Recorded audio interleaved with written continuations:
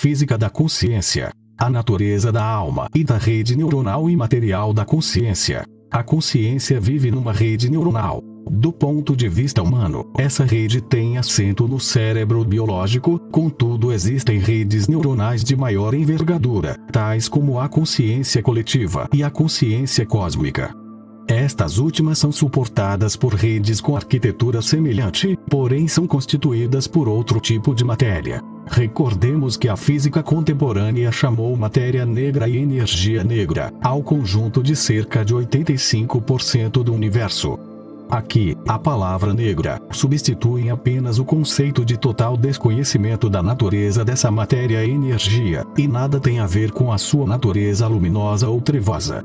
Apenas reflete a incapacidade de ser classificada pelo conhecimento científico atual. Está demonstrado pela neurociência que o cérebro é neuroplástico. Isto é, tem a capacidade de sofrer mudanças físicas e biológicas, de acordo com a consciência, vontade, experiência, fé, estados de humor, etc. Essas mudanças são detetáveis a nível macroscópico e não se limitam à substituição de uma zona do cérebro afetada por outra adjacente, ou seja, a plasticidade funcional compensatória. Verificou-se que algumas vezes os neurônios migram para áreas relativamente distantes dentro do cérebro, podem regenerar-se ou degenerar-se dependendo da forma como são usados. Do mesmo modo, também a consciência coletiva e cósmica tem processos de evolução e neuroplasticidade, de acordo com os movimentos e experiências coletivas e cósmicas. Neste contexto, estou a incluir dentro do conceito de consciência tudo aquilo que nas diversas correntes psicológicas é denominado como consciente, subconsciente, inconsciente e infraconsciente. Portanto, a nossa consciência individual está inserida numa rede neuronal muito maior, de natureza coletiva e cósmica, e troca informação com estas. Contudo, o acesso a essas redes mais abrangentes não se efetua de forma consciente cotidiana, como a relação que temos com as nossas memórias de percepção da vida, que decorrem no tempo linear. A noção de individualidade e separação da consciência individual da coletiva é apenas uma parte da programação inicial da rede neuronal, com a qual um fractal de alma encarnado se depara, quando se conecta a um corpo biológico, no momento do nascimento. Digo fractal de alma, pois a totalidade da alma não tem condições de viver no corpo humano biológico comum. O nosso cérebro derreteria e os órgãos colapsariam se a totalidade da alma encarnasse num corpo físico normal. Este não está preparado para isso. Seria como ligar um eletrodoméstico comum diretamente num posto de alta tensão.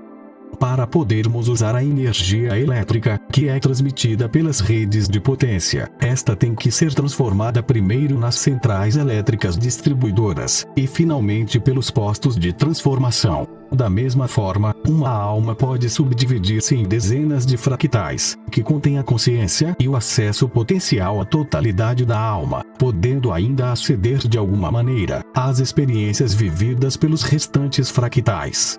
Só assim a alma tem condições de experimentar a vida nos planos densos da matéria, quando acoplada a corpos biológicos humanos.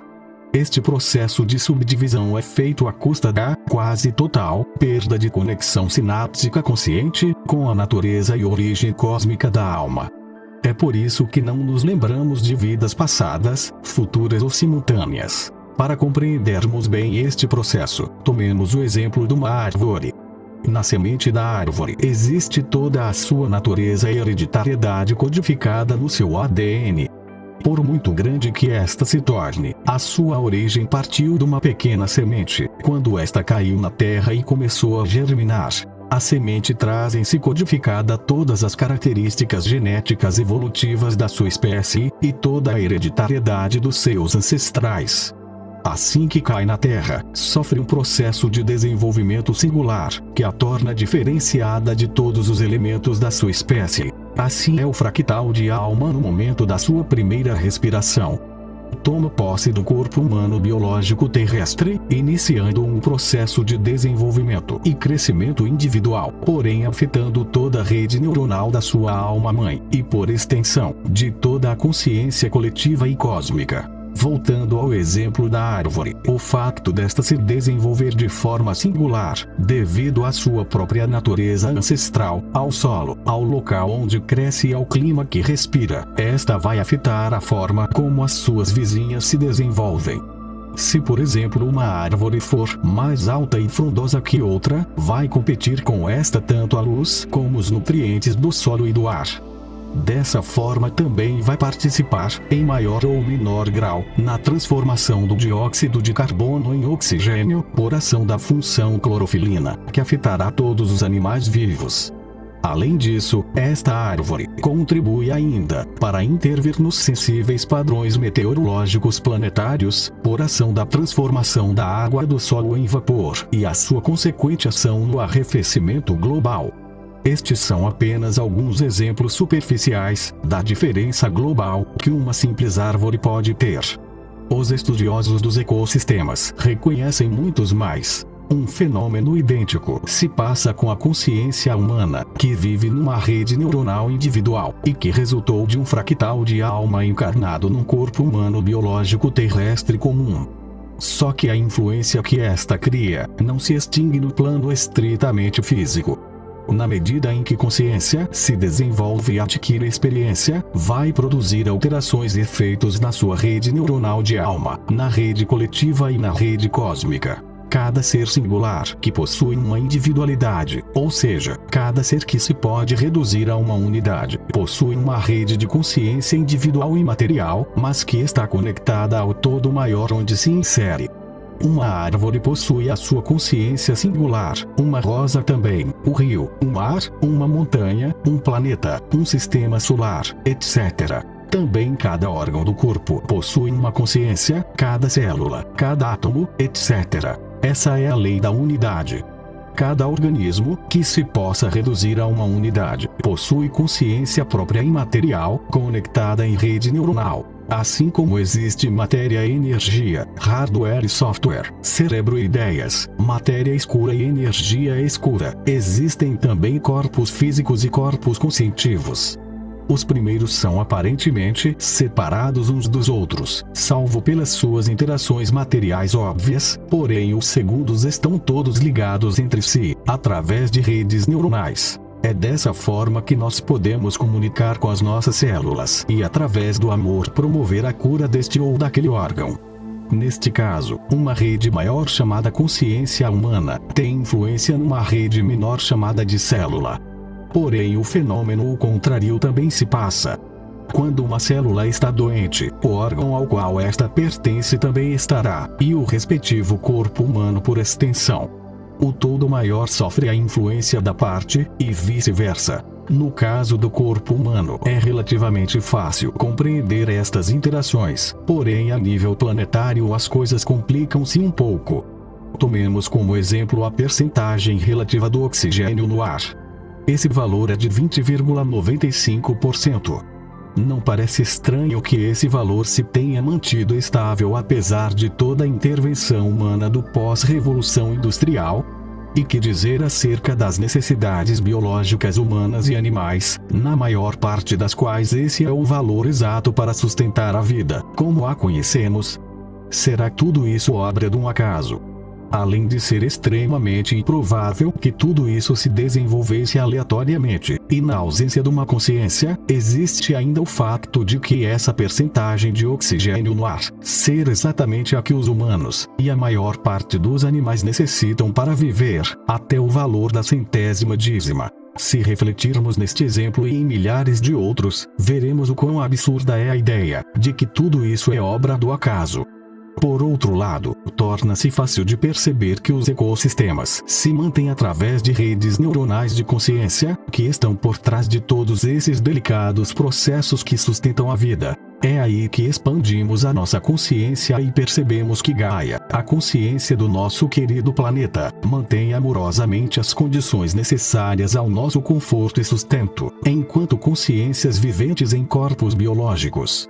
Portanto, como humanos necessitamos de Gaia para sobreviver. E que tal perguntarmos se Gaia necessita de nós para sua sobrevivência?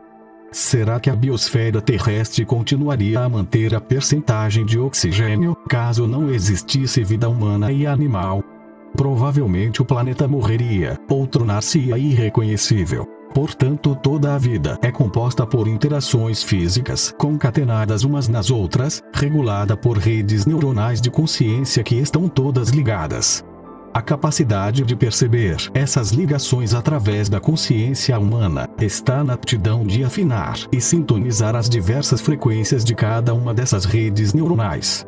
Neste momento, o leitor encontra-se imerso numa quantidade de informações veiculadas por estações de rádio, televisão, informação na internet, etc. Contudo, escolheu ler estas palavras. Com essa atitude, o que fez foi sintonizar a sua rede neuronal num determinado canal. Quando sintoniza uma estação de FM, as outras não param de emitir. Dessa forma, quando escolheu ler ou escutar estas palavras, escolheu escutar a frequência da minha rede neuronal de consciência. Efetivamente, neste momento estamos conectados a nível quântico independentemente do momento em que chegar a ler estas palavras. O interessante das redes neuronais é que, tal como o cérebro tem a elegante capacidade da neuroplasticidade, também a consciência coletiva tem a capacidade de modificar aquilo que chamamos realidade. Ou seja, toda a nossa vida física pessoal e coletiva é o resultado da ação de todas as consciências humanas planetárias. A isso alguns chamam do poder da mente sobre a matéria. Não se trata de mente, pois a mente é apenas uma pequena parte da consciência. Consciência é energia, é a luz que está por trás da luz visível. É a energia desconhecida, que os físicos atuais denominam anedoticamente como energia negra, quando deveria ser energia branca, ou quando muito, energia cristalina. Luz e consciência são fenômenos de uma mesma coisa. Por outro lado, aquilo que os físicos atuais chamam de matéria negra, ou antimatéria, nada tem a ver com o lado sinistro do cosmos, apenas com seu lado que não consegue ser visto, medido ou percebido pelos sentidos ou pela tecnologia atual.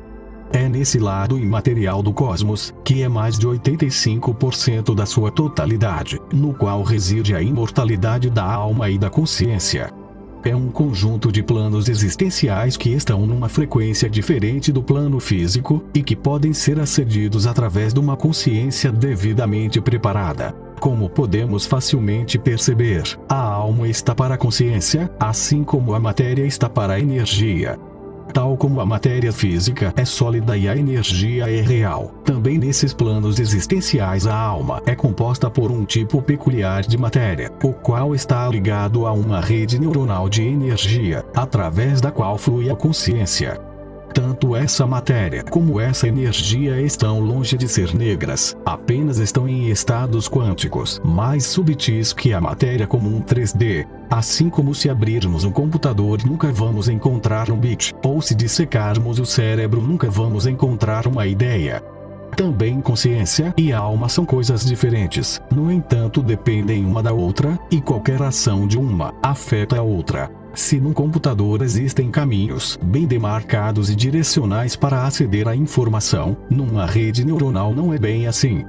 Para aqueles que não estão familiarizados com este conceito, recorremos mais uma vez ao exemplo da árvore. Tal como na árvore existem vários caminhos, ramificações e nós, através dos quais uma folha pode trocar nutrientes com uma dada extremidade da raiz, também numa rede neuronal existem vários caminhos para aceder a uma informação. Uns mais diretos e mais rápidos, outros mais indiretos e mais complicados. O nosso cérebro funciona em rede neuronal e cada neurônio comunica quimicamente com outro através das sinapses. Porém, de acordo com o uso deste maravilhoso órgão, as sinapses podem ser ativadas ou desativadas, ou até os neurônios podem migrar. Mas todo esse processo é o resultado de uma rede neuronal de matéria mais súbtil, que lhe está adjacente e em comunicação com a consciência coletiva, planetária e cósmica. Dependendo do grau de evolução do fractal de alma, cada ser humano tem uma maior ou menor conexão com essas redes mais afastadas da sua consciência individual. Por um lado, a consciência flui como a energia através de toda uma rede, mas ao mesmo tempo, esta última também se vai adaptando e moldando de acordo com o uso que lhe é dado. Isto passa-se a todos os níveis, tanto individual como coletivo. É por isso que os terapeutas quânticos dizem que nós temos capacidade de influenciar a realidade material. Voltando à consciência humana, ao conceito que esta está conectada a um fractal de alma, que um dia incorporou num corpo biológico, todo o processo do seu desenvolvimento está dependente de diversos fatores. Uns estão relacionados com a natureza intrínseca da alma, que projeta o seu fractal, outros com a natureza do corpo biológico, a sua hereditariedade e ancestralidade. Por último, a história dessa consciência vai estar dependente das interações com o meio físico que a rodeia. A interação destes fatores, endógenos e exógenos da alma, cria uma riqueza de imensas possibilidades de desenvolvimento. Isso faz com que ela desenvolva uma experiência única e individual, que não é possível nos planos existenciais mais subtis. A ilusão da separação é parte da codificação inicial, ou inicialização da consciência na rede neuronal suportada pela biologia humana. Se por um lado ela é limitante, por outro lado é a única forma que a alma tem de desenvolver certas experiências, que não são possíveis fora do mundo da separação ou da dualidade. Um fractal de alma, quando nasce num corpo físico, perde praticamente todo o acesso à sua origem cósmica, bem como aos registros das experiências de outras existências. Porém, como possui potencialmente as capacidades da alma que a gerou, pode viajar na rede neuronal coletiva ou cósmica, ou até aceder a memórias de existências passadas, simultâneas ou futuras de outros fractais gerados pela mesma alma. A somar a tudo isso, o fractal de alma tem que lidar com toda a carga hereditária ancestral das memórias biológicas, deixadas no ADN pelos antepassados desse corpo humano. Sendo assim, temos dois tipos de memórias, umas pertencentes às experiências de outros fractais da mesma alma, e outras relacionadas com a ancestralidade biológica hereditária. Como o tempo linear não existe no mundo da alma, do ponto de vista humano, podemos estar a lidar com realidades vivenciadas por outros fractais de alma, que coexistem simultaneamente neste ou noutros planetas, ou ainda com vivências passadas ou futuras. Com o treino e o desenvolvimento interno podemos aceder, modificar, melhorar e alterar todas essas condições que nos afetam. Igualmente poderemos ter de lidar com os efeitos da ancestralidade hereditária e com o meio envolvente. Visto assim, parece-nos uma tarefa titânica ou até impossível. A boa notícia é que não estamos sozinhos no processo. Existe uma infinidade de seres de luz conectados à nossa rede individual, que constantemente nos assistem. O nível de ajuda recebido depende em grande parte da consciência que temos da conexão com esse grupo de seres que constitui o nosso ancoramento de luz. Sai fora do âmbito deste artigo falar desse ancoramento de luz. Existem muitas formas, terapias e informações úteis à disposição para o conseguir. Acima de tudo, convém mudar a nossa perspectiva daquilo que é a alma e consciência, tendo presente que quer uma quer outra, não se extinguem com o processo de transição que passamos quando abandonamos este corpo. Além disso, devemos perceber que estamos numa altura única, onde é possível um desenvolvimento acelerado da alma, enquanto temos um corpo físico. Todos os direitos autorais estão reservados. Este texto pode ser integralmente reproduzido e divulgado, desde que seja na sua totalidade, e seja citada a sua fonte. João Araújo, Nova Órbita Solar, 13 de maio de 2018.